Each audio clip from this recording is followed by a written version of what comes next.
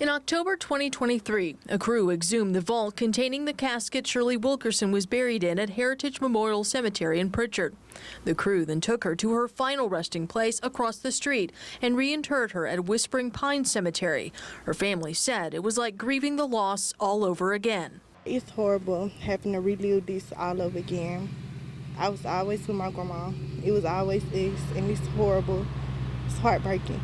As part of a settlement agreement reached in a civil deceptive trade practices case, a judge ordered cemetery operators Jojo Bonner and Cedric McMillan move 14 people buried at Heritage Memorial Cemetery to Whispering Pines at no cost to the families. A process Bonner's attorney says was finally finished 2 weeks ago.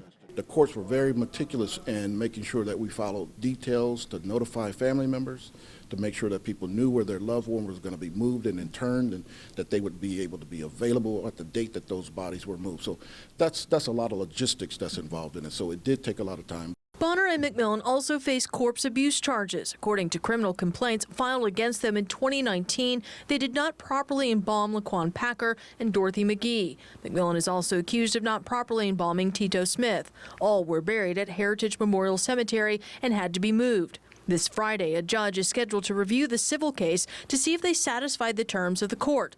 Now, 6 years later, the criminal cases are still pending.